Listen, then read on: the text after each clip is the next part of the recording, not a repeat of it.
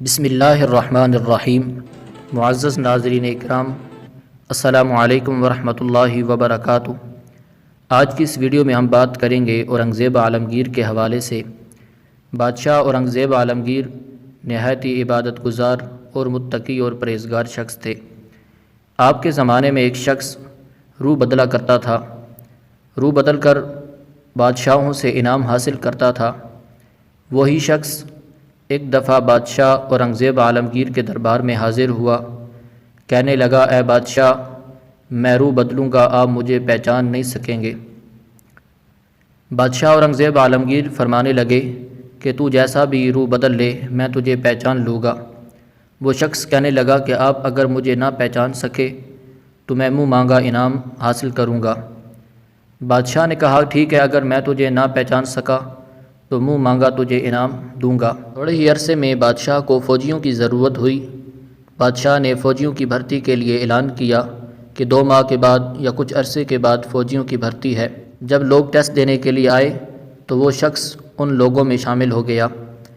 جب وہ شخص بادشاہ اورنگزیب عالمگیر کے سامنے ہوا تو بادشاہ نے اسے کچھ پیسے دیے، فرمایا کہ تیرے آنے اور جانے کا کرایہ ہوا، میں نے تجھے پہچان لیا۔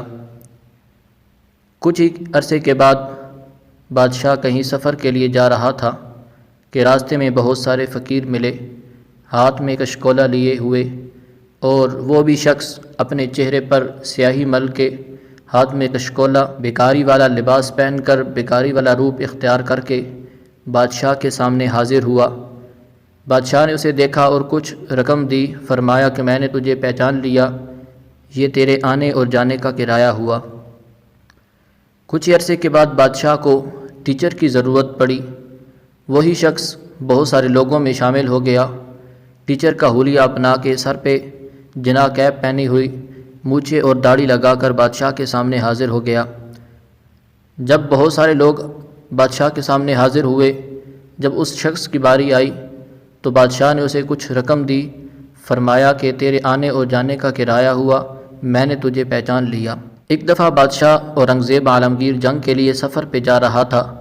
پہاڑی علاقہ ہے، پہاڑی علاقے میں ایک غار ہے، وہاں پہ بہت سارے آدمی اکٹھے ہیں۔ بادشاہ نے پوچھا کہ یہ لوگوں کا رش کیسے ہے؟ بتانے والے نے بتایا کہ ایک فقیر آدمی ہے جو لوگوں کے لیے دعا کرتا ہے اور لوگوں کا کام ہو جاتا ہے۔ بادشاہ اورنگزیب عالمگیر کیونکہ خود بھی عبادت گزار اور اللہ تعالیٰ کے نیک آدمی تھے، وہ فقیروں سے بہت زیادہ محبت اور پیار کرنے والے شخص تھے۔ وہ گھوڑے سے اترے اور اس فقیر سے ملاقات کرنے کے لیے چلے گئے۔ جب اس فقیر سے ملاقات کرنے کے لیے پہنچے تو لوگوں نے کہا کہ بادشاہ ہیں یا فقیر ہیں، پیچھے لائن میں کھڑے ہو جائیں، جب آپ کی باری آئے گی تو بابا جی سے ملاقات ہو سکے گی۔ بادشاہ سلامت بڑی مشکل سے اس فقیر کے پاس پہنچے اور التحیات کی صورت میں بادشاہ کے سامنے بیٹھ گئے۔ بادشاہ اورنگزیب عالمگیر اس فقیر کو کہنے لگے کہ اے بابا جی، میرے لیے دعا کیجئے کہ میں جنگ کے لیے جا رہا ہوں، اللہ تعالیٰ مجھے فتح مند فرمائے۔ وہ فقیر بادشاہ کے حق میں دعائیں کرنے لگا اور آپ کو 2-3 نصیحتیں بھی فرما دی۔ جب بادشاہ اورنگزیب عالمگیر واپس لوٹنے لگے تو وہ شخص کھڑا ہو گیا اور اپنے کپڑے جھاڑنے لگا، کہنے لگا کہ اے بادشاہ، آج میں جیت گیا ہوں، آج آپ نے مجھے نہیں پہچانا، میں وہی بیروپیہ ہوں کہ جس نے آپ کو کہا تھا کہ آپ مجھے نہیں پہچان سکتے۔ بادشاہ بہت حیران ہوا۔ بادشاہ نے کہا کہ تو نے جو بھی انعام لینا ہے جلدی سے مانگ لو، بہت سارے لوگ باہر میرے انتظار میں کھڑے ہیں۔ وہ شخص کہنے لگا کہ بادشاہ، آپ کے سر پہ جو تاج ہے اس میں بہت ہی قیمتی موتی اور بہت ہی خوبصورت ہیں، یہ مجھے عطا کر دو۔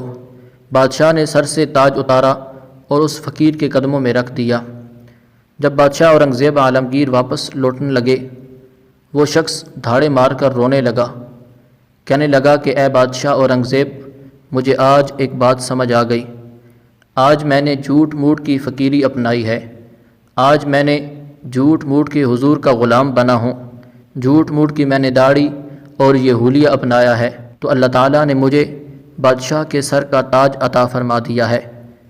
اگر آج میں حقیقت میں اللہ تعالیٰ کا پیارا بندہ بن جاؤں، حضور کا غلام بن جاؤں، حقیقت میں فقیر بن جاؤں، تو اللہ تعالیٰ مجھے کتنے